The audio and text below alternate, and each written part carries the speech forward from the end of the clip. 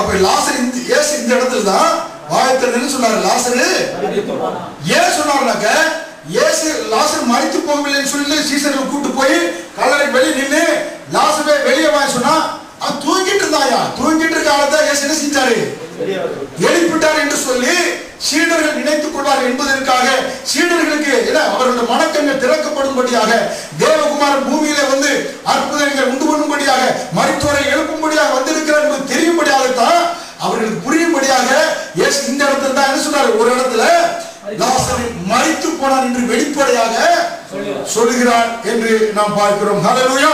அப்ப இயேசு அவனுடைய சாவை என்ன செய்யல, நம்பவே கிடையாது. ஹல்லேலூயா.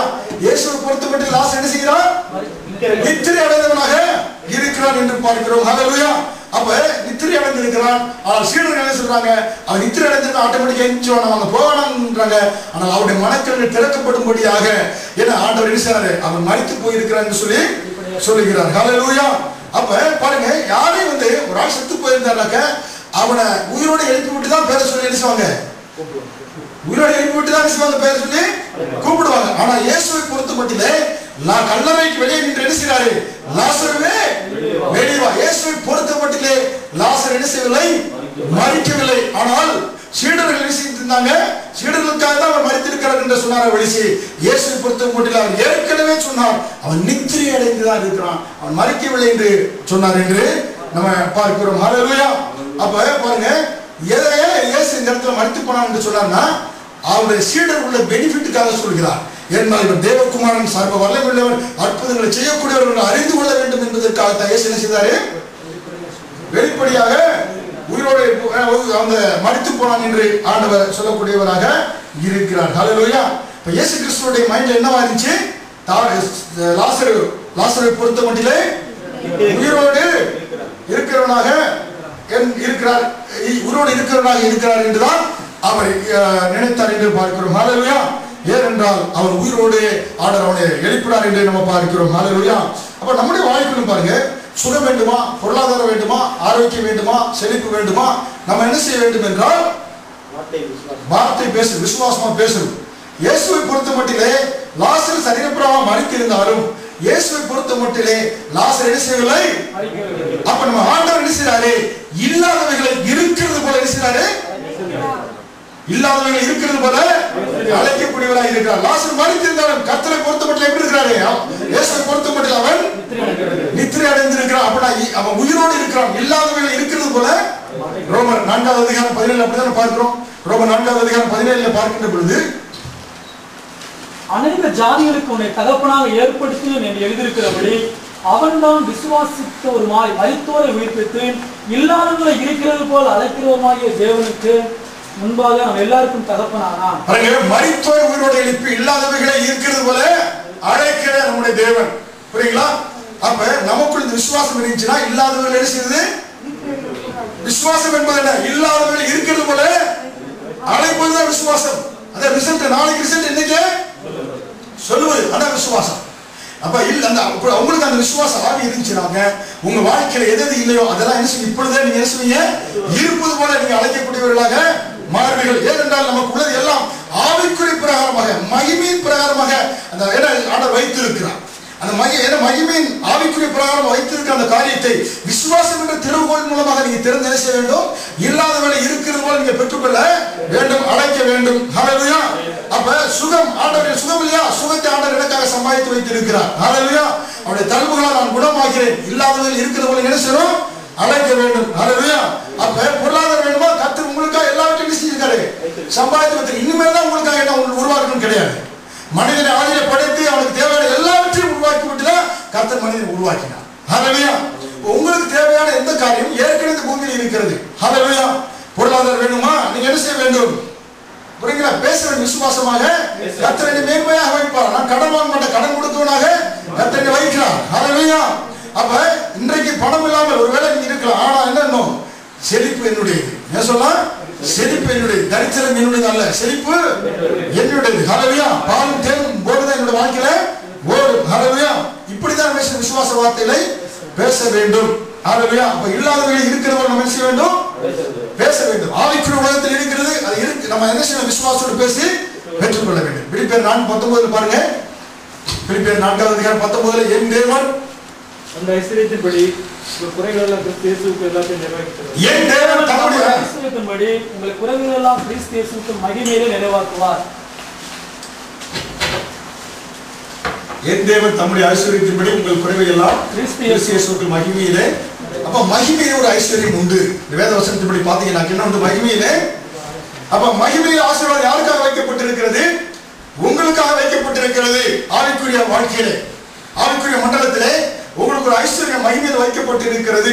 ஹல்லேலூயா. அதனால என் தேவன் தம்முடைய ஐஸ்வரியத்தின்படி உங்கள் குறைவை எல்லாம் கிறிஸ்து இயேசுவுக்குள்ளாக மகிமையிலே நிறைவாக்குவார். ஹல்லேலூயா. அப்ப தேவைகள் சந்திக்கப்படுமா? மகிமையில் இருக்கிறதா? இருக்கிறது. ஹல்லேலூயா. அப்ப என்னுடைய தேவைகளை தம்முடைய ஐஸ்வரியத்தின்படியாக கர்த்தர் என்ன செய்றாரு? சந்திக்கக்கூடியவராக இருக்கிறார். ஹல்லேலூயா. அப்ப என்ன செய்யணுமா? அதை பார்த்து என்ன செய்யணும்? பேச வேண்டும். எதை பார்த்து? இல்லாதவர்களை பார்த்து என்ன செய்ய வேண்டும்? பேச வேண்டும். ஹல்லேலூயா. இல்லாதவர்களை இருக்கிறத பார்த்து என்ன செய்ய வேண்டும்? அதுதான் விசுவாசம் தேவை. விசுவாசம் என்ன செய்கிறது? இல்லாதவர்களை இருப்பது போல உருவாக்குகிறது. அப்ப எத்தனை பேர் நம்புறீங்க? சந்தேகத்தோடு கூப்பிட்டா வருமா? வராது. ஹல்லேலூயா. அப்ப செழிப்பை கூப்பிட்டா வருமா? வரும். சொல்றார். ஒரு ஆள் தான் சொல்றாருங்க. ஹல்லேலூயா. சந்தேகமா இருக்கா? செழிப்பை பார்த்து கர்த்தர் என்னை மேன்மையாக வைப்பார். அதான் செழிப்பு. ஹல்லேலூயா. நான் எந்த விதத்தில் குறைபட தேவையே செழிப்பை பார்த்து கூப்பிட்டா வருமாங்க? வரும். ஆரோக்கியத்தை கூப்பிட்டா வருமா? ஹல்லேலூயா. ப்ரமோஷனை பார்த்து கூப்பிட்டா வருமா? சமாதானத்தை கூப்பிட்டா வரும். கூப்பிட்டு என்ன வாழ்க்கையில் வரும் என்று வருமா? பிணத்தை கூப்பிட்டாலே பிணமே வருதுங்க. பணம் வருங்க. லாசருடைய பிணத்தை பார்த்து பிணமே எழுந்துவா என்று ஆண்டவர் சொன்னார். அப்ப பணத்தை பார்த்து நீ கூப்பிட்டா கூட பணம் என்ன செய்யும்? வரும். இல்லாதவர்களை இருக்கிறது போல அழைக்கக்கூடிய நம்முடைய தேவன். ஹல்லேலூயா.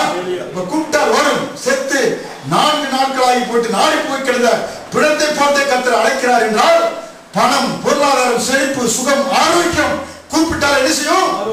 வரக்கூடியதாக இருக்கும். ஏனென்றால் கர்த்தர் நம்முடைய வாயிலே அப்படிப்பட்ட வல்லமையை கொடுத்திருக்கிறார். நம்ம வார்த்தைக்கு அப்படிப்பட்ட வல்லமையை ஆண்டவர் கொடுத்திருக்கிறார். ஹல்லேலூயா. எல்லாமே போச்சு, கடனா இருக்கிறேன், ஒண்ணும் இல்லை, என்னால் முடியாது அப்படி என்ன செய்யக்கூடாது? பேசவே கூடாது. ஹல்லேலூயா. எதை நம்புறீங்களோ அதை என்ன செய்ய வேண்டும்? பேச வேண்டும். ஹல்லேலூயா. கர்த்தர் அங்க பாரு அங்க பாருனா இல்ல நான் இங்க பாப்பேன் அப்படி சொல்லக்கூடாது. ஹல்லேலூயா. கர்த்தர் கூப்பிட்டாரு வந்து ரைட் அடிமைத்தனத்திலிருந்து வெளியே கொண்டு வந்து அங்க பார் பாலும் தேனும் ஓடுகிற கானான் தேசத்தை பார். இல்லங்க எனக்கு இறைச்சி வேணும். எங்கேயே பார்த்தாங்க. அங்க பார்த்து காண்டி விட்டு அங்க இறைச்சி இருக்கு, இங்க மண்ணம் தான் இருக்கு. பின்னால இதைத்தான் ரிவர்ஸ்கிறது தான் போட்டுட்டு இருந்தாங்க. முன்னால இறைச்சியில போகல. அவிசுவாசம் பேசிட்டா என்ன ஆகுது? ரிவர்ஸ்கிற போடுறீங்க. அதான் வனாந்தரத்தில் நடந்தது. ஆண்டவர் அங்கே பார் பாலும் தேனும் ஓடுகிறது. ஆண்டவர் தான் சொன்னார். அடிச்சு இந்த 2 பேரை தவிர நீங்க ஆட்கள் இறைச்சி வேலை அவங்க எதை குறிச்சு சொன்னாங்க? பின்னால்தான் பார்த்தாங்க. அங்க எங்களுக்கு அது கிடைச்சது, அங்க இறைச்சி கிடைச்சது, அங்க நல்லா இருந்தோம். எங்க நல்லா இருந்தோம்? எகிப்துல. பின்னால ரிவர்ஸ்கேட் போட்டதுனால வனாந்தரத்தை பேசினாங்க, மடிந்து போனாங்க. ஹல்லேலூயா. அப்ப நமக்கு முன்பாக இருக்கிற ஆசீர்வாதங்களை குறித்து, செழிப்பை குறித்து நாம் பேச வேண்டும். அதை குறித்து பேசின 2 பேரும் காலேபும் யோசுவாவும் தேசத்துக்குள்ள நினைச்சாங்க போனாங்க. ஹல்லேலூயா. பாருங்க காலேப் பாருங்க, அப்படிப்பட்ட அந்த ஆசீர்வாதமான தேசத்திலே நீர்வளம் நன்றாக இருந்தது. அப்படிப்பட்ட இடம் அந்த மகன் வந்து கேட்கிறான்.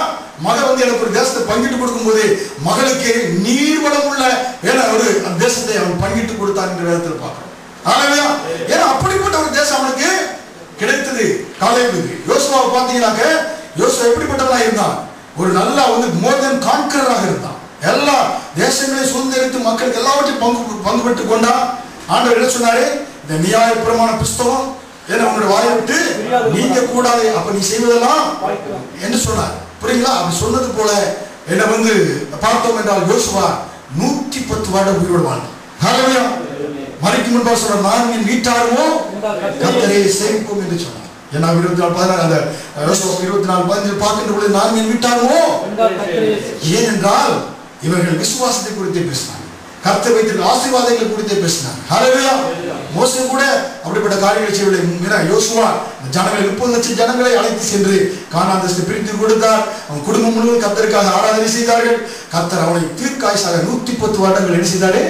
வாழ வைத்தார். ஹல்லேலூயா. அப்ப என்ன செய்ய வேண்டும் என்றால் நம்ம என்ன செய்யுது? வாழ்க்கையில பேசணும். ஹல்லேலூயா. ஏன்னா வந்து நம்ம எதை நம்ம என்ன செய்யணும்? பேச வேண்டும். ஹல்லேலூயா. இயேசு என்ன செய்தாரு? விசுவாசத்தோடு பேசினார் லாசரை குறித்து. அப்படியாக நம்ம வாழ்க்கையில நம்ம பேச வேண்டும். ஹalleluya. கர்த்தர் நல்லவர். ஹalleluya. சோதரம். ஹalleluya.